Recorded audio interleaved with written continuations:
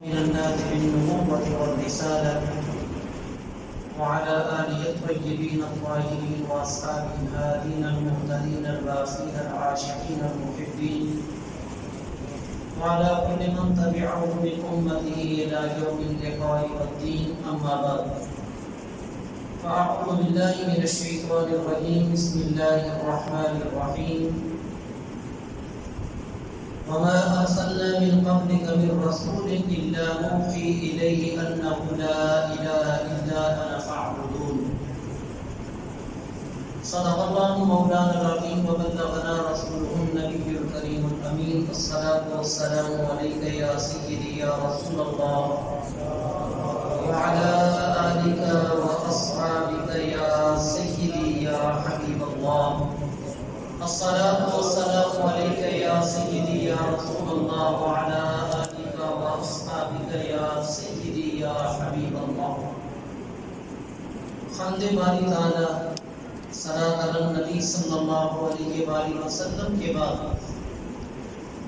میں انتظامیہ محفل، خاص طور پر محرک و متحرک حضرت علامہ مولانا قاری غلام صغیر احمد سعیدی دامت برکاتہ العالیہ اور دیگر نور چہرے رکھنے والے علماء کرام اور عوام اہل سنت،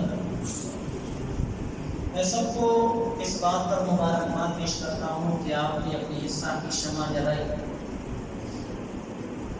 اور خالق کے کائنات ارشاد فرماتا ہے ومن اراد الآخرة وسعى لها سعيها وهو مؤمن فأولئك كان سعيهم مشكورا. کہ تم کوشش کرو، تمہاری کوشش کی قدردانی ہوگی، تمہاری کوشش ٹھکانے لگے گی. ہمارا کام ہے ہر دور کے اندر علم کی شمع جلانا اور مساجد کی آبادی اور مساجد کی مرکزیت علم کے نور کے ساتھ.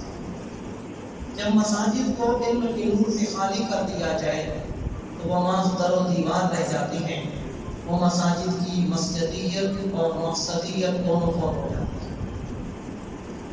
اس سے مختصر طویل تمہید نہیں باندھنا چاہتا، اپنی بات کی طرف آنا چاہتا ہوں. آپ کو معلوم ہے کہ ہمیں اللہ نے دو طاقتیں عطا فرمائی، ایک ظاہری طاقت ہے اور ایک بیرونی اندرونی قوت ہے. جو بیرونی طاقت ہے وہ اسباب ہے. خالق کائنات نے دنیا کے اندر اسباب پیدا فرمائے اور ان اسباب کو ایک روٹین میں رکھا ہے. اس کو ہماری اسلام کے اندر عادت جاریہ کہتے ہیں. اس کی میں ایک مثال آپ کے سامنے یوں ذکر کرتا ہوں کہ ابھی ہم نے گندم کی فصل اٹھائی. خالق کائنات اس بات پر قادر مطلق ہے، وہ چاہتا تو گندم ہوا میں پیدا کر دیتا، چاہتا تو گندم فضا میں پیدا کر دیتا، چاہتا تو اگائی گندم زمین پر نازل فرما دیتا، چاہتا تو اس موسم کے علاوہ میں پیدا فرما دیتا. لیکن پھر ہم گندم کے حصول کے لیے محنت نہ کرتا، کیونکہ ہمیں کوئی پتہ نہیں تھا کہ اس سال کس طریقے پر گندم ہمیں نصیب ہونی ہے. تو خالق کائنات نے ایک عادت، ایک روٹین ہمیں عطا کر دی کہ تم ان اسباب کو اپناؤ، اس کے نتیجے میں تمہیں اپنے فضل سے نوازوں گا. اور وہ جو اسباب ہیں وہ زمین ہے، زمین کے اندر خاص طریقے پر ہل چلانا ہے، پھر پانی چلانا ہے، پھر بیج بونا ہے، پھر محنت کرنی ہے، پھر خاص سیزن کے اندر ان کو کاٹنا ہے اور خاص پروگرام سے نکال کر ہم گندم کو اپنے گھر لانا ہے. یہ ہے عادت جاریہ. اسی طریقے پر خالق کائنات نے ہمیں پیدا کیا، چاہتا تو وہ کسی اور انداز میں بھی ہمیں پیدا کر سکتا، چاہتا تو ہم زمین سے اٹھ پڑتے، چاہتا تو ہم پورے بنے بنائے انسان کبھی ہیکل جوان آسمان سے نازل ہو سکتے تھے. لیکن ایسا پھر ہمارے لیے حصول ممکن نہ ہوتا. یہ بات اللہ کے فضل پر ہی ایک اعتماد اور ایک اللہ تعالیٰ کے فضل پر ہی ہمارا بھروسہ ہوتا. اگرچہ اسباب پر بھی اپنانے پر ہم اسباب پر بھروسہ نہیں کرتے، اللہ کی ذاتی عقل پر ہی بھروسہ ہے. تو یہ ایک عادت جاریہ ہے، ایک روٹین ہے. لیکن اس روٹین کے ہم پابند ہیں، اللہ تعالیٰ پابند نہیں. اللہ تعالیٰ کسی نظام اور قانون کا پابند نہیں. فرمایا لا یسأل عما یفعل وهم یسألون. لوگوں تم سے پوچھا جائے گا مجھ سے پوچھا نہیں جائے گا۔ اللہ فرماتا ہے میں جو بھی کروں کوئی مجھ سے پوچھ نہیں سکتا، کیونکہ پوچھنے کے لیے اتھارٹی چاہیے، اور اللہ کی ذات اقدس پر کسی کو کوئی اتھارٹی حاصل نہیں۔ تو اسلام کے اندر بنیادی چیز عقیدہ ہے، اور عقیدہ ہماری اندر کی باطنی طاقت کا نام ہے۔ ظاہری طاقت اسباب ہے، باطنی طاقت عقیدہ ہے۔ ظاہری اسباب کے اندر، ظاہری طاقت کے اندر اتنی پاور نہیں جتنی پاور اللہ نے باطنی ہماری قوت اعتقاد کے اندر رکھی ہے۔ اس کا مختصر بات لمبی نہ ہو جائے، میں اس کی ایک مثال آپ کے سامنے ذکر کرتا ہوں، بلکہ 2 مثالیں ذکر کرتا ہوں۔ قرآن مجید فرقان حمید میں خالق کائنات نے موسیٰ علیہ السلام کی قوم اور فرعون اور اس کے حواریوں کا ذکر کیا۔ فرعون کے پاس بڑی طاقت تھی، دنیاوی طاقتیں تمام تر اس کے پاس جمع تھی، یعنی اس دور کے اندر جو لشکر کی ضرورت ہوتی ہے، کسی کے لڑنے بھیڑنے کے لیے جتنے اسباب چاہیے ہوتے ہیں وہ سارے کے سارے اس کے پاس مہیا ہیں۔ اور جب بنی اسرائیل اس کے وطن سے نکلے تو اس نے ایک متکبرانہ انداز میں کہا ان هؤلاء لشرذمة قلیلون، ہمارے اسباب کے مقابلے میں یہ بنی اسرائیل کی جماعت انتہائی مختصر ہے، نکلو اور ان کو پکڑو۔ اب موسیٰ علیہ السلام بنی اسرائیل کو لے کر چلے تو بنی اسرائیل نے موسیٰ علیہ السلام کو کہا انا لمدرکون، اے موسیٰ تو نے ہمیں مروا دیا۔ پیچھے فرعون اور اس کا لشکر، آگے سمندر۔ حضرت موسیٰ علیہ السلام نے اپنی باطنی قوت پر اعتماد کرتے ہوئے کہا کلا، ہرگز ایسا نہیں ہو سکتا، نہ فرعون کو بھی گرفتار کر سکتا ہے، پکڑ سکتا ہے، نہ سمندر تمہارا راستہ روک سکتا ہے۔ کیوں؟ ان معی ربی سیہدین، میں اپنے رب کی مدد اپنے پاس رکھتا ہوں، میرے رب کی نصرت، میرے رب کی رحمت، میرے رب کی مدد میرے ساتھ ہے۔ سیہدین، میرا رب ضرور مجھے راستہ دے گا۔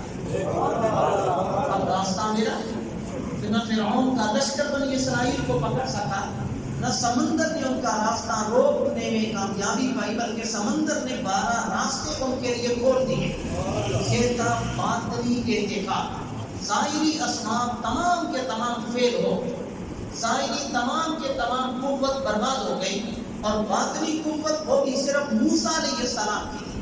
بنی اسرائیل نے تو شکوہ کر دیا تھا انا لمدرکون، کہ ہم اگر ظاہری آلات کو دیکھیں تو ہم پھنس چکے ہیں، لیکن چونکہ قائد جو تھا اس کا اعتقاد مضبوط تھا۔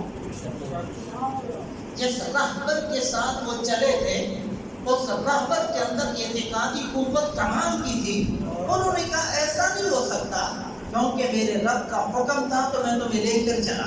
اب رب العالمین جانے اور راستے جانے، تمہیں کچھ بھی نہیں ہو سکتا۔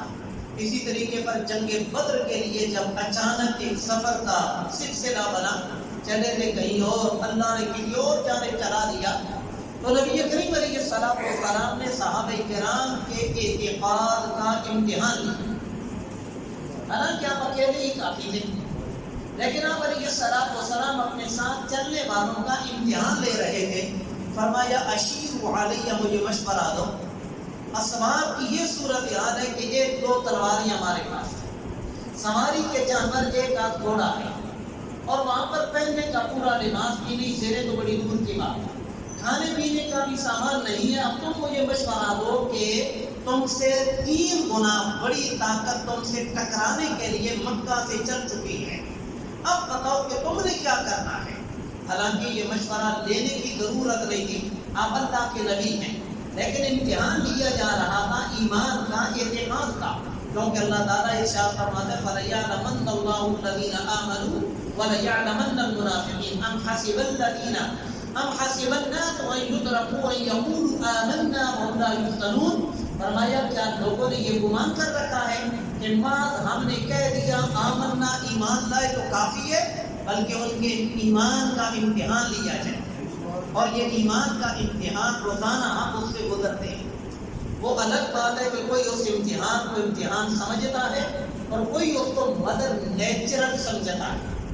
میں اس حوالے سے بھی ذرا بات کر دوں کہ جب پہلی قوموں کے بارے میں اللہ کریم نے ارشاد فرمایا کیوں نہیں ایسا ہوتا، فلولا اذ جاءہم بأسنا تضرعوا، کیوں نہیں ایسا ایسا ہوا جب ان قوموں پر ہمارا عذاب آیا تو گڑ گڑاتے معافی مانگتے ہم آئے عذاب کو واپس لے جاتے. پہلی قومیں ہلاک و برباد ہوئی, ان پر اللہ کا عذاب آیا. اللہ تعالیٰ ارشاد فرماتا ہے ایسا کیوں نہیں ہوا کہ جب ہمارا عذاب ان پر پہنچا تھا, نازل ہوا تھا, وہ گڑ گڑاتے معافیاں مانگتے تو ہم آئے عذاب کو لٹا دیتے جس طرح کی قوم یونس سے عذاب آیا ہم نے واپس کر دیا. لیکن اللہ تعالیٰ فرماتا ہے کہ انہوں نے کیا کہا کہ مسنت آباءنا, الفاظ مجھے آگے پیچھے ہو گئے. انہوں نے کہا کہ مسا آباءنا, کہ یہ سلسلہ تو ہمارے آبا کے ساتھ ہی بنتا رہا, کبھی طوفان, کبھی سیلاب, کبھی کیا. لہذا یہ تو زمین کی ایک حقیقت ہے, اس کو تو لہذا جھٹلایا نہیں جا سکتا. انہوں نے عذاب کو عذاب نہ سمجھا بلکہ فطرت کہہ کر انہوں نے اپنے آپ کو مطمئن کر دیا. یہ بالکل غلط ہے. اب ہمارے یہاں بھی یہی صورتحال ہے کہ جب بھی کوئی سیلاب آتا ہے یا زلزلہ آتا ہے تو ہم سائنس کی اینک سے اس منظر کو سمجھانے کی کوشش کرتے ہیں. یہاں ایسا ہوا, یہاں ایسا ہوا, یہاں ایسا ہوا. اللہ کریم کے حکم کے بغیر نہ زمین حرکت کر سکتی ہے, نہ پانی کی جانب اپنا راستہ بنا سکتا ہے. لہذا نبی کریم علیہ السلام نے اپنے صحابہ کرام کے ایمان کا امتحان لیا اور فرمایا اشیروا علیہ, مجھے مشورہ. حضرت ابوبکر صدیق بولے تو خوب بولے, جناب عمر فاروق نے اپنی رائے پیش کی, زبردست رائے پیش کی, لیکن ابھی تک آپ علیہ السلام آگے چلنے کی بجائے فرماتے رہے اشیروا علیہ, مجھے مشورہ دو. اب سمجھ گئے بیٹھے صحابہ کہ یہ تو بات ہو رہی ہے انصار کی, کہ انصار بھی اپنی رائے دیں. تو حضرت سعد اور دیگر صحابہ نے جو مہاجرین کے علاوہ انصار کے سربراہ تھے, انہوں نے کہا یا رسول اللہ صلی اللہ علیہ وآلہ وسلم, ہم تو اپنے بڑے بھائیوں کی بات کو ہی اپنی بات سمجھ کر خاموش ہیں. اگر آپ ہماری بات سننا چاہتے ہیں, ہماری رائے سننا چاہتے ہیں, ہماری رائے یہ ہے کہ ہم قوم موسیٰ کی طرح نہیں, جو یہ کہیں کہ آپ جائیں اور آپ کا رب جائے اور لڑے, ہم یہاں پر بیٹھے ہیں, یا رسول اللہ آپ جدھر بھی ہمیں لے کر چلیں گے ہم آپ کے ایک اشارے ابرو پر وہاں پر پہنچنے کے لیے آخری دم تک اپنا زور لگا.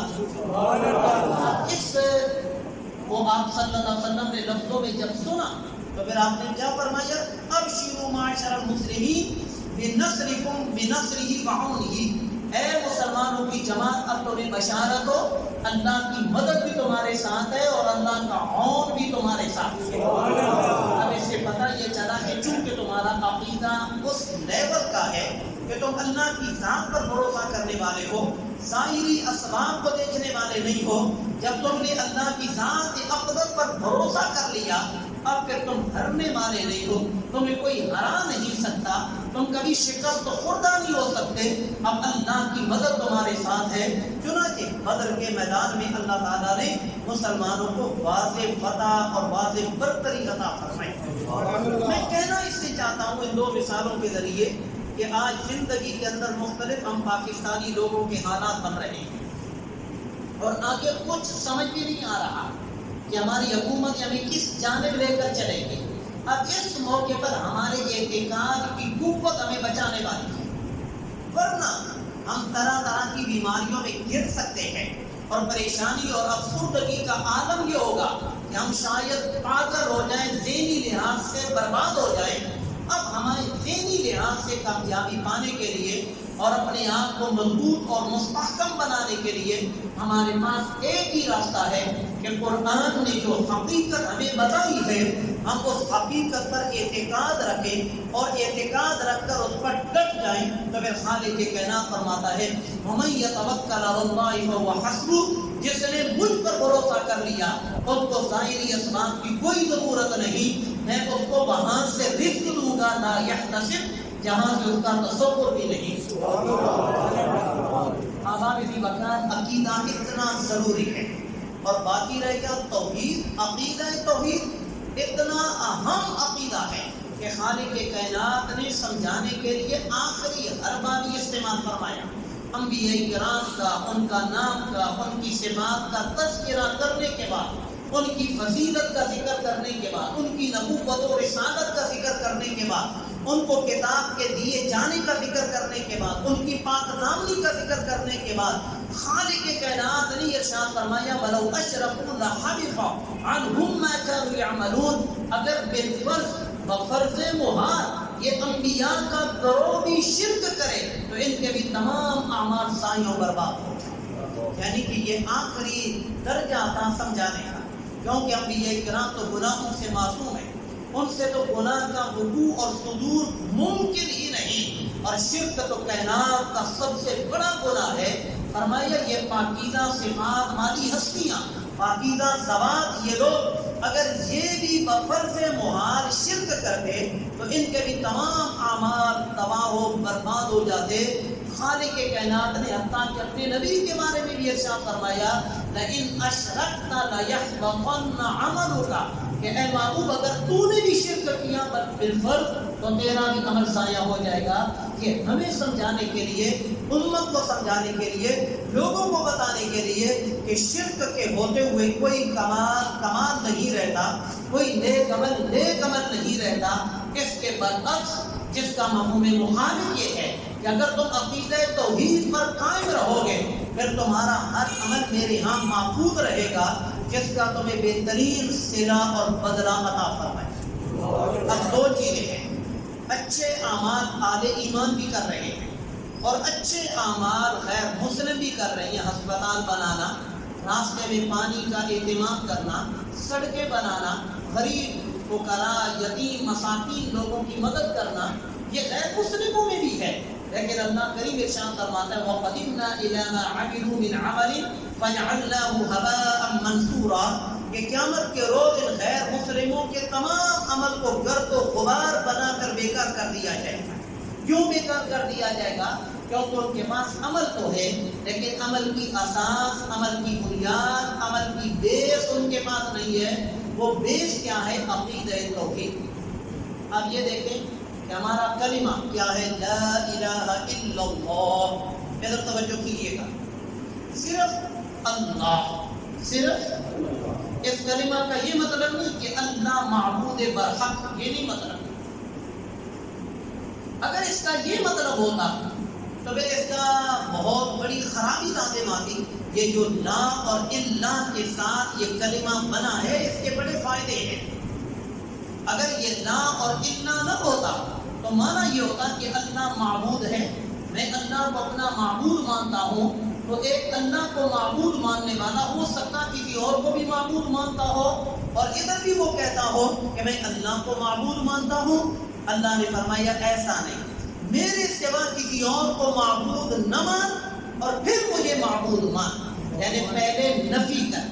میرے استاد گرامی قبلہ شیخ مفتی محمد صدیق اظہری صاحب علیہ الرحمہ فرماتے ہیں کہ نفی کا مطلب ہے کہ پہلے دیوار کو صاف کرنا۔ جب ہم دیوار پر رنگ روغن چڑھانا چاہتے ہیں تو پہلے ہم اس کو سیکل کرتے ہیں، ریگمار کے ذریعے اس کی گراؤنڈ بناتے ہیں تاکہ جب ہم کلر اس پر کریں تو وہ رنگ اس پر جم جائے، ٹھہر جائے، چمک آئے، دمک آئے اس میں۔ تو پہلے باطل خداؤں کی نفی ہوگی، پھر اس کے بعد حقیقی خدا پر اعتماد اور اس کا اعتماد ہوگا، تو پھر یہ عقیدہ توحید بنے گا، جس کا مطلب یہ بنے گا کہ میں اللہ کے سوا کسی اور کو معبود مانتا ہی نہیں، صرف اللہ ہی میرا معبود ہے۔ اللہ معبود ہے یہ نہیں، صرف اللہ ہی میرا معبود ہے۔ اور اللہ رب العزت نے اس غیر اللہ کی معبودیت کو ہمارے ذہنوں سے نکالنے کے لیے فرمایا وما محمد الا رسول، کہ محمد صلی اللہ علیہ وآلہ وسلم خدا نہیں بلکہ خدا کے رسول ہے۔ آپ صلی اللہ علیہ وآلہ وسلم کو جو اللہ نے کمالات عطا فرمائے وہ کسی کائنات میں کسی اور کو کمال ملا ہی نہیں، نہ فرشتوں کو نہ دیگر انبیاء کو۔ جب اتنا بڑا باکمال نبی خدا نہیں ہو سکتا تو یہ پتھر کی مورتیاں، یہ مٹی اور زمین کے جواہر سے بنائی ہوئی چیزیں جو ہم اپنے ہاتھوں سے تیار کریں، ان کے اندر خدا والا معنی کیسے پایا جاتا؟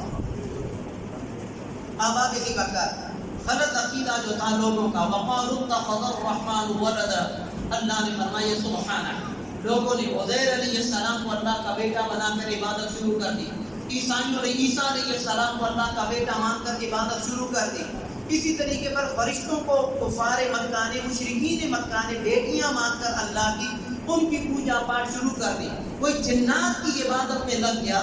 خالق کائنات نے ارشاد فرمایا کہ وَمَن يَقُلْ مِنْهُمْ إِنِّي إِلَٰهٌ مِّن دُونِهِ فَذَٰلِكَ نَجْزِيهِ جَهَنَّمَ، کہ تم نے جن کو معبود مانا ہے، کہ تم عیسیٰ علیہ السلام کی عبادت کرتے ہو، عزیر علیہ السلام کی عبادت کرتے ہو، فرشتوں کو اپنا معبود مانتے ہو، جنات کو اپنا معبود مانتے ہو، ان جن کو تم نے معبود مانا ہے، اگر یہ کہہ دیں یہ عیسیٰ علیہ السلام، یہ عزیر علیہ السلام یا دیگر فرشتے اور جنات اگر یہ کہہ دیں کہ میں الہ ہوں، اگر یہ بالفرض کہہ دیں کہ میں الہ ہوں، فرمایا فَذَٰلِكَ نَجْزِيهِ جَهَنَّمَ، ہم اس کو جہنم میں ٹھونک دیں۔ یہ عقیدہ توحید میں سمجھایا کہ اگر جن کو تم نے معبود مانا ہے، اللہ کے برگزیدہ لوگوں کو، ان برگزیدہ بندوں میں سے کوئی صرف اتنا کہہ دے کہ میں خدا ہوں، میں معبود ہوں، میری عبادت کرو، فرمایا نہ اس کی نبوت کو دیکھا جائے گا، نہ اس کی رسالت کو دیکھا جائے گا، نہ اس کے نسب کو دیکھا جائے گا، بلکہ ہم اس کو بھی جہنم کی سزا دیں گے، جس کا مطلب یہ ہوا کہ اللہ کے سوا کوئی معبود ہے ہی نہیں۔ اب جہاں پر ذرا آ جائیں گے کہ اللہ رب العزت کے وجود پر آج صورتحال یہ بن چکی ہے، یہ جب سے سوشل میڈیا کا دور آیا، اب یہاں پر اپنے بچوں کی اور اپنی خوب نگرانی کیا کریں، ہر ویب سائٹ اور ہر پوسٹ پڑھنے والی نہیں ہوتی، اور غیر مسلم اسلام کے نام پر اپنے عنوان بنا کر، اپنی آئیڈیا بنا کر ایک عمل کیا جا رہا ہے، اس کو ذرا سمجھیے، تشکیک۔ آج دیکھیں، مجھے بتائیے، میں ذرا اس تشکیک والا جو ایک دھندا ہے گورکھ، اس کے بارے میں کچھ بتانے سے قبل یہ کہنا چاہتا ہوں، اس وقت دنیا میں مسلمانوں کی تعداد سب سے زیادہ ہے، کسی دور میں اتنی مسلمانوں کی تعداد نہیں تھی، اور مزے کی بات یہ ہے کہ سب سے زیادہ قراء قرآن مجید کے قاری بھی اسی دور میں پائے جا رہے ہیں، ایک ایک بچہ اور ایک ایک فرد قرآن مجید کی تلاوت کرتا ہے، انسان فرد حیرت میں پڑ جاتا ہے، یوں معلوم ہوتا ہے کہ قرآن ابھی نازل ہو رہا ہے۔ اسی طرح علماء کی کمی نہیں، لکھاریوں کی کمی نہیں، قرآن مجید کی تفاسیر اس دور میں جتنی ہے، اس سے پہلے کسی دور میں اتنی تفاسیر نہیں تھی۔ غالباً دنیا کی کوئی ایسی زبان ہوگی جس میں قرآن کی تفسیر نہ ہو، ورنہ میرا نقطہ نظر یہ ہے کہ ہر زبان میں قرآن کی تفسیر موجود ہے، حدیث پاک کی بڑے سطح پر اشاعت ہو چکی ہے، حدیث پاک کی وضاحتیں ہو چکی ہیں، فقہ اس کا بھی بہت بڑا اس دور کے اندر سامان اکٹھا کر دیا گیا ہے، لیکن اس کے باوجود ہم حقیقی مسلمان نہیں بن پا رہے۔ ہمارے پاس تھنک کمیٹی کی بھی کمی نہیں، ہمارے پاس بہترین سوچ والے لوگ موجود ہیں، لیکن اس کے باوجود ہم مسلمان زبوں حالی کا شکار کیوں ہیں؟ زبوں حالی کا شکار اس وجہ سے ہیں کہ ہمارے پاس اسباب ہیں، لیکن ہمارے پاس اندرونی طاقت، وہ جو عقیدہ توحید تھا، وہ نہیں۔ اب آپ کہیں گے کہ پھر آپ تو مسلمان ہی نہیں، بھائی عقیدہ توحید جیسے ہونا چاہیے تھا وہ والا عقیدہ ہمارے پاس نہیں۔ اب دیکھیے صحابہ کرام رضوان اللہ علیہم اجمعین کا عقیدہ اعتقاد، چند دن قبل میں غزوہ احزاب بیان کر رہا تھا، پڑھ رہا تھا، حضرت عائشہ ام المومنین رضی اللہ تعالی عنہ کہتی ہیں کہ جس جگہ پر ہمیں محفوظ مقام پر رکھا گیا تھا، عورتوں کو، بچوں کو، وہاں پر سے میں کھڑی تھی، میں نے دیکھا کہ حضرت سعد رضی اللہ تعالیٰ عنہ گزر رہے ہیں، اور انہوں نے جنگی لباس جو زرہ ہے وہ بہت مختصر سا لباس ہے، جس سے ان کے پاؤں، ان کے بازوؤں کا کافی حصہ پر آنا۔ ان کی والدہ نے حضرت سعد بن معاذ کی والدہ نے، ذرا یہ بھی بتا دوں کہ سعد بن معاذ رضی اللہ تعالیٰ عنہ کے بارے میں حضور علیہ السلام نے کیا فرمایا؟ ایک جملہ فرمایا، مہاجرین کا صدیق اکبر ابو بکر، فرمایا مہاجرین کا صدیق اکبر ابو بکر ہیں، اور انصار کے صدیق اکبر حضرت سعد بن معاذ رضی اللہ تعالیٰ عنہ۔ اتنا ان کا مقام تھا بارگاہ رسالت مآب۔ تو حضرت سعد بن معاذ گزر رہے ہیں، اور ان کا وہاں پر جو جنگی لباس ہے وہ ادھورا ہے، نامکمل ہے، بازو نظر آ رہے ہیں۔ تو حضرت سعد کی والدہ حضرت سعد کو کہنے لگی، سعد بیٹا تم نے دیر کر دی، جلدی جلدی پہنچو رسول اللہ صلی اللہ علیہ وسلم کی بارگاہ میں۔ سرکار کو جہاں صلی اللہ علیہ وسلم کی بارگاہ میں دیگر مجاہد پہنچ چکے ہیں تو پیچھے رہ گئے، جلدی چلو۔ حضرت عائشہ ام المؤمنین رضی اللہ تعالیٰ عنہ فرماتی ہیں میں نے کہا اے سعد کی ماں، کم از کم تو اپنے بیٹے کو پورا لباس تو عطا کر دے دی، ایک کو پورا جنگی لباس ہی بنا کر دے دیتی۔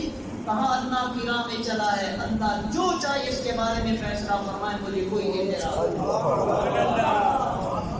یہ ہے اعتقاد۔ اس اعتقاد کی ایک اور بھی مثال آپ کے سامنے پیش کر سکتا ہوں۔ یہاں مجھے آپ بتائیے کہ جادوگر فرعون نے جمع کیا، پنڈال اس نے لگایا، میدان اس نے سجایا، وظیفے اس نے دیے، تنخواہیں اس نے مقرر کی، لالچیں اس نے دی، اخراجات سارے اس نے اٹھائے، لیکن جادوگر حضرت موسیٰ علیہ السلام کا کمال دیکھ کر پہچان گئے کہ یہ نبی ہیں، یہ جادوگر نہیں۔ وہ فوراً ایمان لے آئے۔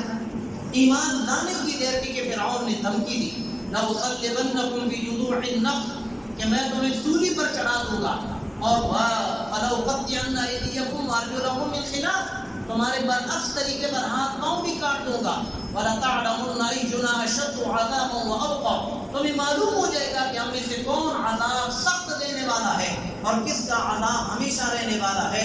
انہوں نے ایک جملہ کہا، انہوں نے کہا جا لن نؤثرک، ہم تجھے ترجیح نہیں دے سکتے، تیری دھمکیوں کا ہم پر کوئی اثر نہیں پڑے گا، جا جدھر تو جانا ہے۔ کیوں؟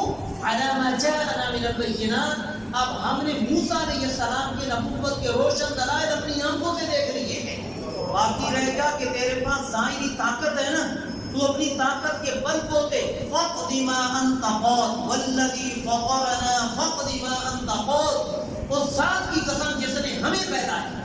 اب بتایا کہ آج دن تک تجھے رب مانتے رہے کہ ہماری بھول تھی، یہ ہماری گمراہی تھی، یہ ہماری غلطی تھی، حقیقت یہ ہے کہ رب وہ ہے جس نے ہمیں پیدا کیا۔ نعرہ تکبیر، نعرہ رسالت، نعرہ تحقیق، نعرہ حیدری، نعرہ غوثیہ۔ اب میں یہاں پر ایک بات کرنا چاہوں گا کیونکہ میں نے عقیدہ توحید آپ کے سامنے عرض کرنا ہے۔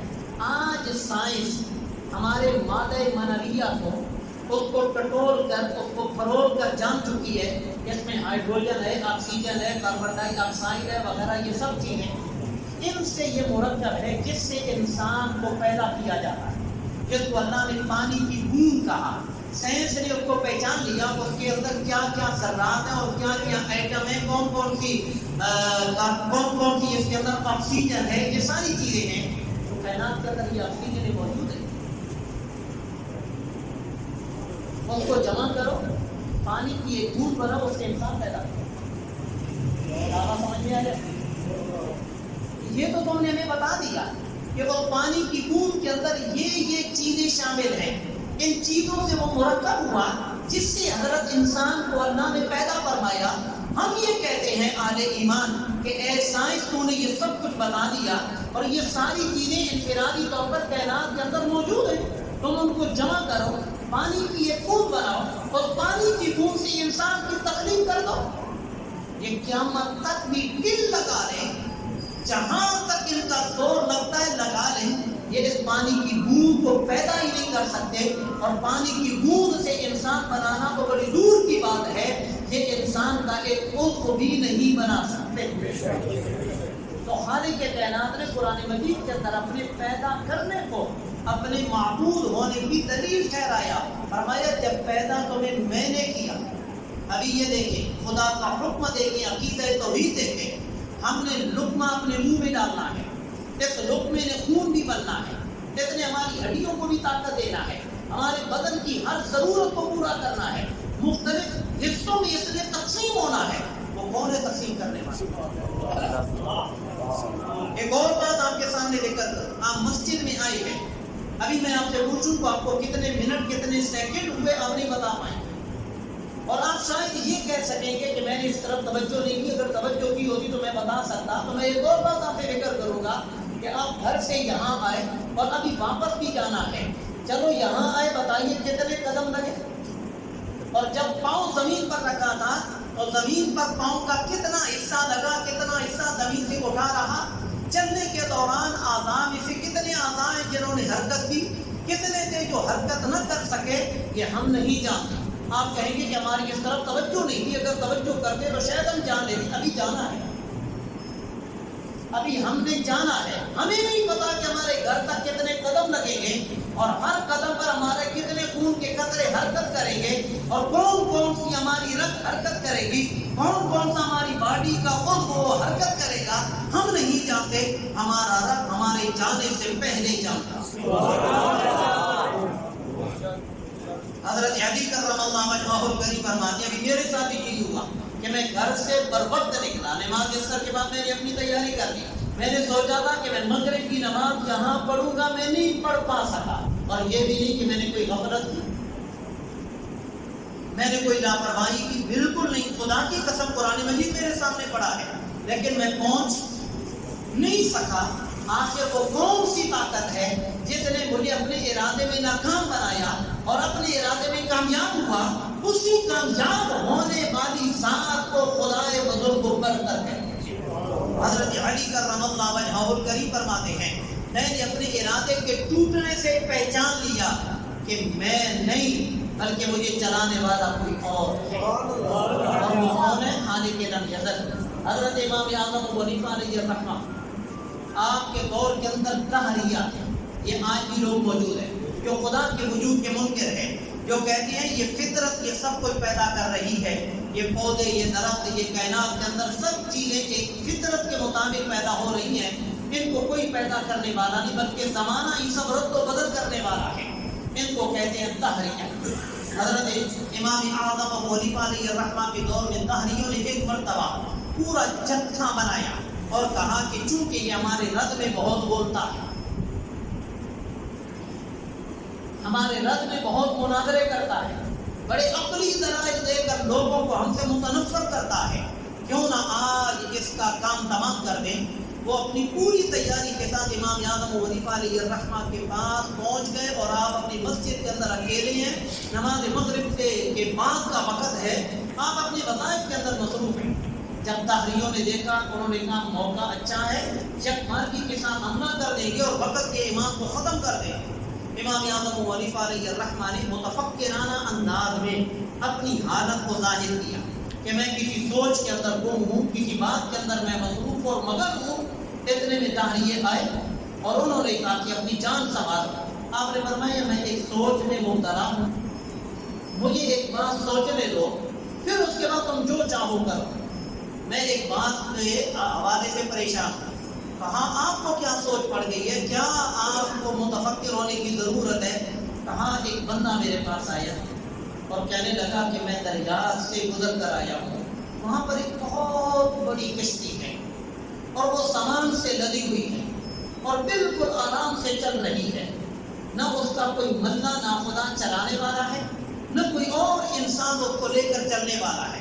وہ رواں دواں اپنی منزل کی طرف وہ کنارے تک پہنچ رہی ہے، اور پہنچنے کے بعد اس کا سامان خود بخود اترتا ہے اور کشتی وہاں سے واپس چلی جاتی ہے۔ دہریہ کہنے لگی یہ کیسے ممکن ہے؟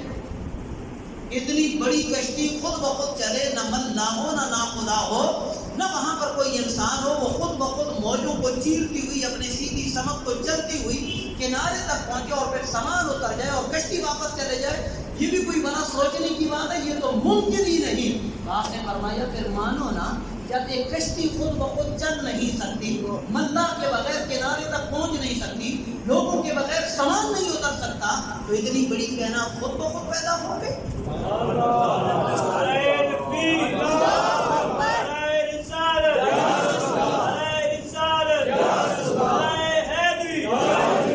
اب اس کا نتیجہ یہ نکلا، وہ جو قتل کرنے کے ارادے سے آئے تھے، جو اپنی تحریت پر مضبوط اور قائم تھے، یہ اپنی دلیل سن کر یقین جانیے کہ وہ پورے کا پورا گروپ آپ کے قدموں میں گر گیا اور ایمان کی دولت سے مالا مال۔ حضرت امام شافعی علیہ الرحمہ سے کسی نے پوچھا کہ خالق کائنات، رب کائنات، مالک کائنات، خدائے بزرگ و برتر اللہ رب العزت کی وجود پر دلیل کیا ہے؟ آپ کے سامنے شاہدود کا درخت تھا، دودھ کا درخت تھا. آپ نے فرمایا یہ شاہدود کا درخت تھا. لوگوں نے کہا اس سے کیسے پتا چلے گا کہ اس کا بنانے والا، اس کائنات کا بنانے والا موجود ہے؟ آپ نے فرمایا شاہدود کے پتے بکری کھائے میگنیاں بنے. شاہدود کے درخت بکری کھائے تو میگنیاں بن کر نکلے، ریشم کا کیڑا کھائے تو ریشم بن کر نکلے، شہد کی مکھی اس کو کھائے تو شہد بن کر نکلے. تو پھر بھی تو نہیں مانتا. اب ایک ہے شاہدود، ایک ہی پودا ہے، اس کو بکری کھاتی ہے رزلٹ اور، شہد کی مکھی استعمال کرتی ہے رزلٹ اور اگر ریشم کا کیڑا اس کو استعمال کرے تو اس کا رزلٹ اور. اب ایک ہی چیز ہے، رزلٹ مختلف ہے. ویسے مجھے پتا چلتا ہے کہ یہ مختلف رزلٹ یہ بتاتے ہیں کہ اس کائنات کا بنانے والا کوئی موجود ہے. انسان کے حوالے سے آپ ذرا یہ دیکھیں ہم کتنے انسان بیٹھے ہیں.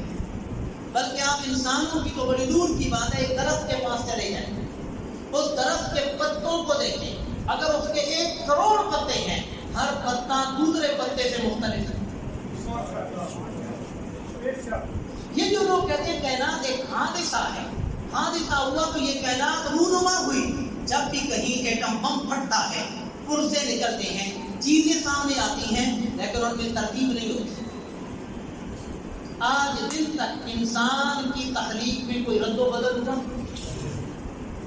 لوگوں نے ہر طرح کی کوشش کی، بڑے بڑے رضاکارانہ طور پر لوگوں کو استعمال کیا گیا. یورپ کے اندر لوگ بیکار ہو گئے، لیکن اللہ کی فطرت کو کوئی بدل، کیونکہ اللہ نے فرمایا فطرت اللہ الذی فطر الناس علیہا لا تبدیل لخلق اللہ.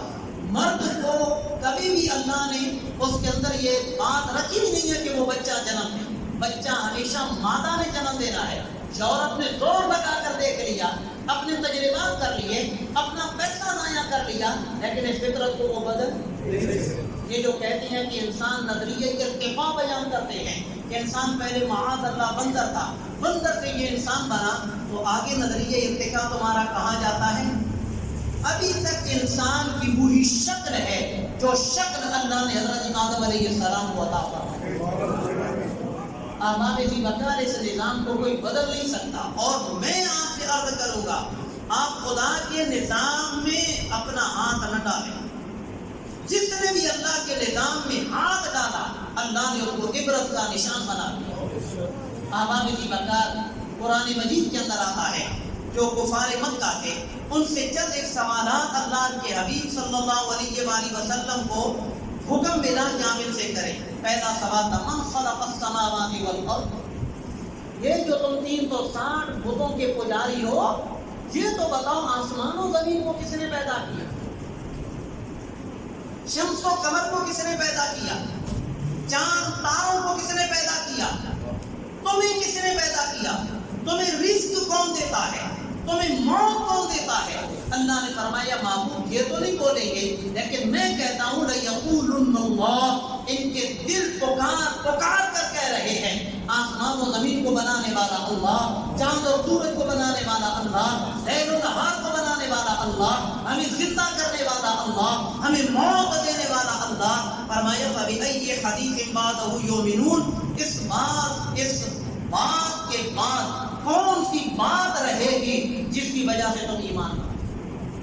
یعنی مطلب یہ ہے کہ خالق کے کائنات وحدہ لا شریک ہے. آپ جو میں ذرا مشکل جملے ادھر توجہ کیجیے گا، میں آپ کو ذرا ایک کا معنی سمجھاؤں. اللہ ایک ہے.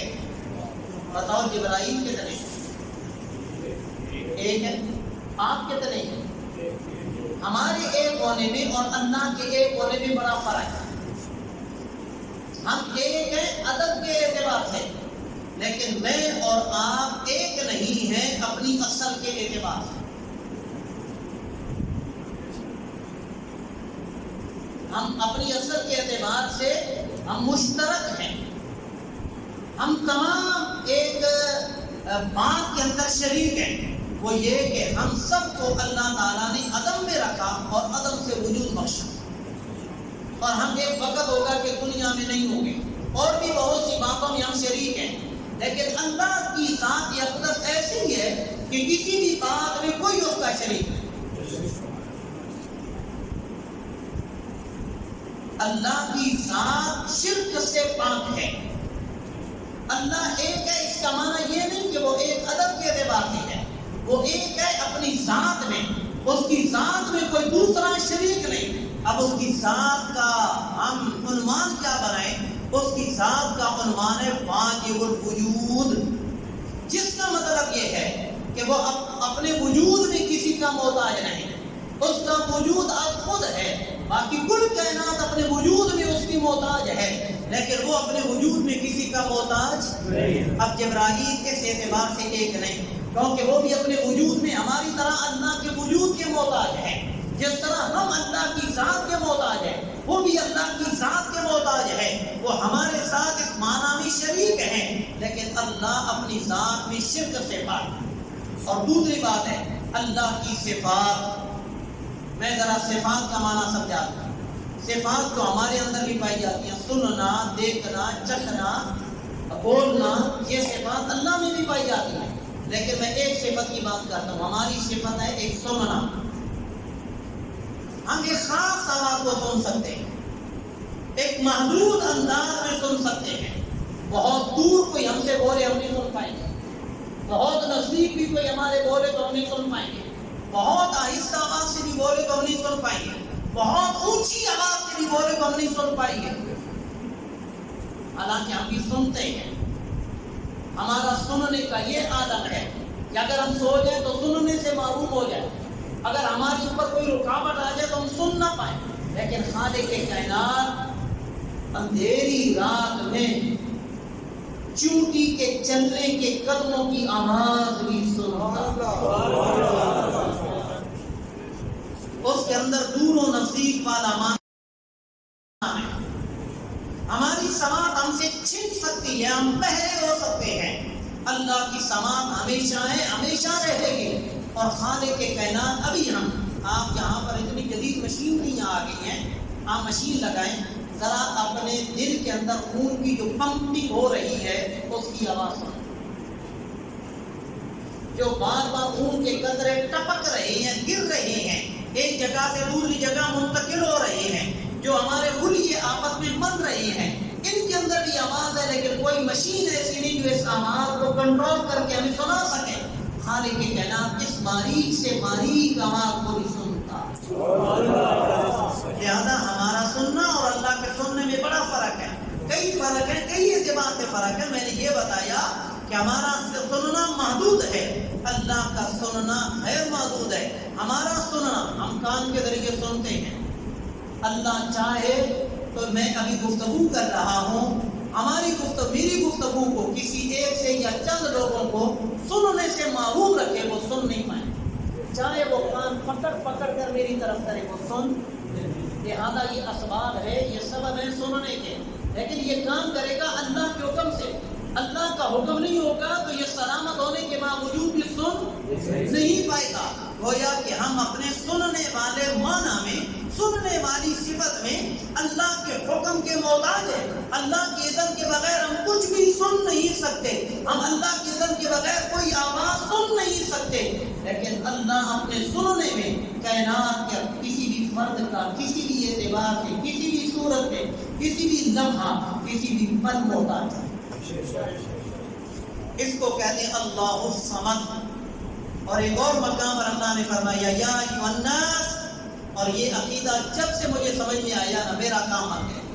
یا ایھا الناس انتم الفقراء الی اللہ واللہ هو الغنی الحمید. اے لوگوں تم ہر پل میرے محتاج ہو. اے لوگوں تم ہر پل میرے محتاج ہو. ابھی ہم دیکھ اور سن رہے ہیں، اس دیکھنے اور سننے میں بھی اللہ کے محتاج ہے. انسان جھوٹی امیدوں کے اندر اللہ کی ذات کو بھول جاتا ہے. اپنی جوانی کے کڑیل بنیادوں پر جب وہ آگے نکلتا ہے تو پھر وہ اپنے آپ کو بہت کچھ فن خان سمجھتا ہے. اللہ اس کو بھی بتا دیتا ہے کہ تو بھی محتاج ہے. اور میں آپ کو بتاؤں، ہماری شان ہے محتاج ہونا. ہماری شان ہے اللہ کی ذات کا کیا ہونا. یہاں پر عقیدہ توحید و سردار میں تو گفتگو نہیں کر سکتا. یہاں پر کون سا کوئی منکر بیٹھا ہے یہاں پر تو ہم نے یہ سلطان میں پڑھنا ہے تاکہ ہماری دلوں میں اللہ کی محبت اور ہمارا اللہ کے ساتھ تعلق مضبوط ہو جائے. خالق کی کائنات کو ہمارا مانگنا پسند اور خالق کی کائنات کو ہمارا جو عمل ناپسند ہے. ہمارا معاذ اللہ اللہ سے بے نیاز ہونا اللہ کو سب سے زیادہ ناپسند ہمارا یہ عمل. فرمایا کہ جو انسان یہ سمجھتا ہے کہ میں مجھ سے وہ بے نیاز ہو چکا ہے، یہ اس کی غلط فہمی ہے. یا ایھا الناس انتم الفقراء الی اللہ، جب ہم اللہ کے محتاج ہیں، ہم خود کچھ بھی کر سکنے والے نہیں ہیں، ہمیں اپنے کاموں کے اندر اعتماد اور بھروسہ اللہ کی ذات اقدس پہ کرنا چاہیے. چھوڑیں یار ان لوگوں کو جن کے پیچھے پڑھ کر آپ کا اپنا وقت بھی ضائع کرتے ہیں. اپنے فیصلے اپنے رب پر چھوڑیں. مشورہ لوگوں سے ضرور کریں لیکن بھروسہ اللہ کی ذات اقدس پر کریں. اب آخر میں بات، اب سب سے زیادہ ہماری جو پریشانی ہے وہ ہے رزق کے حوالے سے. کس حوالے سے؟ رزق کے حوالے سے. اور رزق کے اللہ نے اسباب پیدا فرمائے ہیں. یہ اسباب رزق پیدا کرنے والے نہیں، یہ اسباب ہیں. میں آپ کو سبب کی ایک مثال آپ کے سامنے ذکر کرتا ہوں. یہ بادل امڑ کر آتے ہیں، ٹھنڈی ہوائیں چلتی ہیں، یہ سبب ہے بارش کے برسنے کا. کئی مرتبہ بادل امڑ کر آتے ہیں، گرجتے ہیں، کڑکتے ہیں، بجلیاں پیدا ہو، بجلیاں نکلتی ہیں، لیکن بارش کا ایک قطرہ بھی سبب پایا گیا لیکن بارش. اور اللہ کا اگر حکم ہو جائے بارش کو، پھر بادل کے بغیر بھی بارش برسے گا، پھر گرجنے کے بغیر بھی بادل برسے گا، کیونکہ اللہ کا کیا ہو گیا؟ حکم ہو گیا. اب ہم اسباب کو دیکھ کر خوش ہوتے ہیں لیکن اسباب پر رزلٹ کا آنا ضروری نہیں. لیکن جب اللہ کا حکم آ جائے پھر اس حکم کو کوئی روک سکتا نہیں. یہی بات اللہ تعالیٰ نے ارشاد فرمائی، وَإِن يَمْسَسْكَ اللَّهُ بِضُرٍّ فَلَا كَاشِفَ لَهُ إِلَّا هُوَ وَإِن يُرِدْكَ بِخَيْرٍ فَلَا رَادَّ لِفَضْلِهِ. فرمایا لوگوں سے ڈرنے کی ضرورت نہیں. ہمیں کوئی بھی جو تکلیف آئے گی وہ اللہ کے حکم سے آئے گی. اس تکلیف کو کوئی دور بھی نہیں کر سکتا سوائے اس کے. اور اگر اللہ تمہیں بلائی سے نوازنا چاہے، اپنی رحمت سے مالا مال کرنا چاہے، فلا راد لفضلہ، کائنات کی کوئی حکومت، کائنات کی کوئی طاقت اس کے فضل کو تم سے روک نہیں سکتی. صرف ہمیں ضرورت ہے اللہ کی ذات اقدس پر اعتماد کا. ایک اعتماد کی مثال سنیے. حضرت عبد الرحمن بن عوف بارگاہ رسالت امام میں آئے، بڑے پریشان، بہت ہی پریشان. آج صورتحال یہ ہے کہ ہم اسباب کے پیچھے اتنے لگ گئے کہ ہمارے پاس دعا کرنے کا بھی ٹائم ہے. ہمارے پاس اللہ کی بارگاہ میں اپنی حاجات بھی پیش کرنے کا ٹائم. ہمارے پاس، ہم مسجدوں کے امام ہیں، ہمارے ساتھ عوام اور پبلک وابستہ ہے. لوگ آتے ہیں اپنی پریشانیاں ذکر کرتے ہیں اور پتہ کیا کہتے ہیں؟ ایسا تعویذ بنا دو کہ کام ہو. ان کو اگر کہا جائے کہ آپ رات کے وقت اٹھیں، والمستغفرین بالاسحار، سحری کے وقت استغفار کریں، نماز پڑھیں، اللہ کی بارگاہ میں اپنی حاجت پیش کریں، آپ کی حاجت اللہ تعالیٰ پوری فرما دے گا. بس قاری صاحب آپ کی مہربانی، بس کوئی کم کر دو، کوئی تعویذ دے دو، ہمارا کام. یہ بالکل طریقہ کار غلط. حضرت عبد الرحمن بن عوف آئے اور بہت پریشان تھے. بارگاہ رسالت امام نے اپنی پریشانی ذکر کی کہ یا رسول اللہ صلی اللہ علیہ وآلہ وسلم، میرا بیٹا روم کی حکومت نے قابو کر لیا اور روم تم پر پاور تھی. یوں سمجھے موجودہ دور کا امریکہ. میرا بیٹا انہوں نے گرفتار کر لیا ہے. کہیں مجاہدین کی شکل میں تھے، مجاہدین کے ساتھ تھے، کہیں مجاہدین کے ٹولے سے پچھڑے اور رومی لوگوں نے ان کو قابو کر لیا. میرا بیٹا گرفتار ہو چکا ہے. اور دوسری بات یہ کہ گھر میں فاقہ پڑ چکا ہے. آپ نے فرمایا میں تمہیں ایک آیت بتاتا ہوں، تم اس آیت پر عمل کرو، تمہارا بیٹا بھی رہا ہو جائے گا اور اللہ تمہیں رزق بھی عطا فرما دے گا اور تم گھر جا کر لا حول ولا قوت الا باللہ. اس کا کیا مطلب ہے؟ میری ساری تدبیریں فیل، میری تمام طاقتیں بیکار، صرف اور صرف اللہ کے حکم سے اس کو چھوڑنا. جو کچھ بھی ہوگا وہ اللہ کے حکم سے ہوگا. میرے اندر کوئی طاقت نہیں، میرے اندر کوئی زور نہیں. تو میاں بیوی جا کر اس آیت کے مطابق اپنا عقیدہ بناؤ.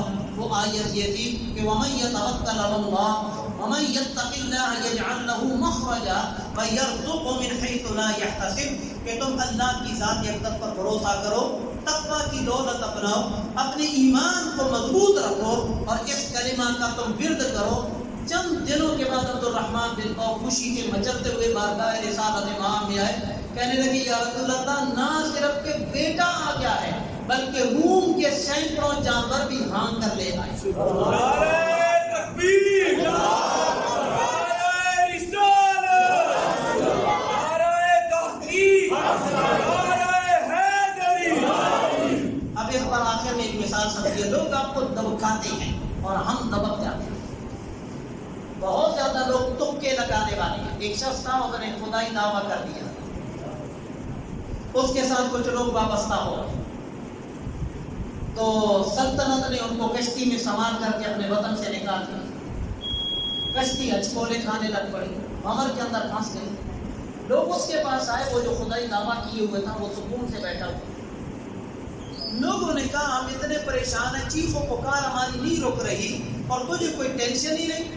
اور نے کہا کچھ ہونا ہی نہیں، ابھی تھوڑی دیر کے بعد کشتی بھنور سے نکل کر کنارے لگ جائے گی۔ میں آپ کی ایک بیماری ظاہر کرنا چاہتا ہوں، ہمارے بہت سے لوگ خاص طور پر اپنی بہنوں اور بیٹیوں کا خیال کیجیے، جگہ جگہ پر مداری بیٹھے ہیں، تو وہاں پر وہ کہنے لگے لوگ اس سے کہ بھائی تجھے بڑا اطمینان ہے، تو مطمئن ہو کر بیٹھو۔ میں نے کہا ہونا ہی کچھ نہیں، ابھی کشتی کنارے لگ جائے گی، ہم نے بھنور سے نکل جانا ہے، سلامتی کے ساتھ کنارے لگ جانا ہے۔ اور واقعہ کشتی سلامتی کے ساتھ کنارے لگ گئی، وہ کشتی واقعہ کنارے لگ گئی۔ لوگوں نے اس کو کہا کہ ہم مانتے ہیں کہ جھوٹا خدا ہے، لیکن یہ بتا تجھے کیسے پتا چلا تھا کہ ہم بھنور سے نکل جائیں گے اور کشتی کنارے لگ جائے گی؟ انہوں نے کہا میں نے تکا لگایا کہ اگر کشتی کنارے لگ گئی تو میری واہ واہ ہو جائے گی، اور اگر نہ کنارے لگی جہاں یہ ڈوبے گی میں بھی ڈوب جاؤں گا، قصہ یہ ختم ہو جائے گا۔ ایسے ہی ہمارے بہت سے لوگ کہ آپ یہ کریں، آپ یہ کریں، آپ یہ کریں۔ اعلیٰ حضرت کی بات سنا کر اجازت چاہوں گا۔ امام اہل سنت اعلیٰ حضرت علیہ الرحمہ کے پاس ایک بھکاری آیا اور کہنے لگا آپ دیں مجھے، دیں کچھ نہ کچھ ورنہ آپ کا یہ نقصان ہو جائے گا۔ آپ نے فرمایا پہلے تو شاید میں تجھے دے دیتا، اب نہیں دوں گا، کیونکہ اب تو نے میرے عقیدے پر وار کیا ہے کہ اگر میں نہیں دوں گا تو میرا یہ نقصان ہو جائے گا۔ تو کون ہے نقصان کی خبریں دینے والا؟ یہ غیب کی باتیں فقط اللہ ہی جانتا ہے۔ چنانچہ آپ نے اس کو نہیں دیا، تھوڑی دیر کے بعد وہ دیوار گر گئی۔ اور نے کہا دیکھا نہیں، میں نے نہیں کہا تھا کہ دو ورنہ تمہاری یہ دیوار گر گئی، اب مزہ آیا دیوار تمہاری گر گئی، اب پتہ چل گیا۔ آپ نے فرمایا جا جا اپنا کام کر، تیرے کہنے سے دیوار نہیں گری، تجھے نہ دینے سے دیوار نہیں گری، بلکہ میرے رب کے حکم سے۔ یار اتنے واضح ہمارے عقائد موجود ہیں اور ہم ان لوگوں کے پاس جا کر اپنی قسمتوں کے فیصلے کروا رہے ہیں جو ایک طوطے کے ذریعے رزق کمانے پر مجبور ہیں۔ آپ حضور علیہ السلام نے یہی تو فرمایا بارش ہوتی ہے، ٹھنڈک پڑتی ہے، فصلوں کو تراوٹ ملتی ہے، لیکن صبح کے وقت دو قسم کے لوگ ہیں، ایک وہ ہیں جو بارش کی وجہ سے اپنے ایمان کو سلامت رکھتے ہیں، اور کچھ وہ ہیں جو بارش کی وجہ سے اپنے ایمان کو بگاڑ دیتے ہیں۔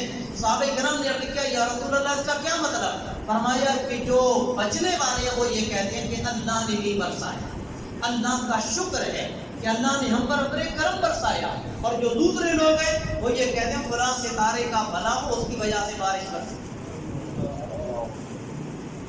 خالق کائنات نے یہ تو ارشاد فرمایا کہ میاں بیوی کی شادی ہوتی ہے، پیٹ میں میں بچہ ان کے پیدا کر دیتا ہوں، اب بچہ بھی پیٹ میں ہوتا ہے، وہ دعائیں مانگتے ہیں لئن آتیتنا صالحا، یا اللہ اگر تو نے صحیح سلامت بچہ دیا لنکونن من الشاکرین، ہم تیرا شکر ادا کریں گے۔ فلما آتاہما صالحا، فرمایا جب ان میاں بیوی کو میں صحیح سلامت بچہ عطا کرتا ہوں جعل لہ شرکاء، وہ میرے شریک ٹھہرا دیتے ہیں کہ فلاں بدھ کے نام پر ایک بچے کا نام رکھو، فلاں بدھ کے نام پر ایک بچے کا نام رکھو، فلاں بدھ پر چڑھاوا پیش کرو، فلاں بدھ کی بارگاہ میں نظر پیش کرو۔ فرمایا بچہ سلامتی کا مانگا مجھ سے، دیا میں نے، کیا ان لوگوں نے کیا؟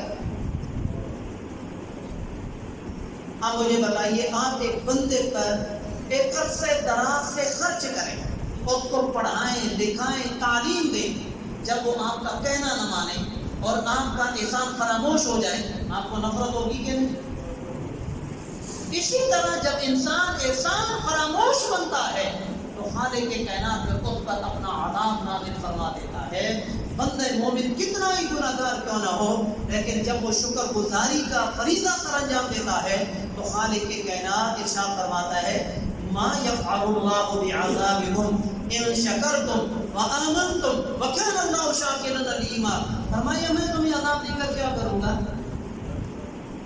بس تم میرا شکر کرو، مجھ پر ایمان لاؤ، میں تمہارے شکر کی قدر کرنے والا ہوں، اور آخری لفظ اللہ سے بہتر کوئی قدردان نہیں۔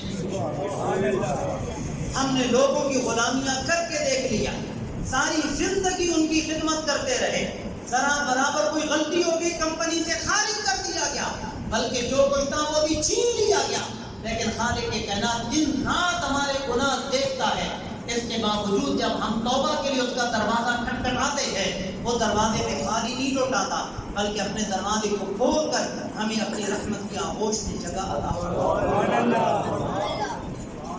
اللہ تعالیٰ کی بارگاہ میں دعا ہے، التجا ہے کہ ان کلمات کو خالق کائنات کو منظور فرماتے ہوئے ہمیں اپنے عقیدہ پر قائم رہنے کی توفیق عطا فرمائے۔ وآخر دعوانا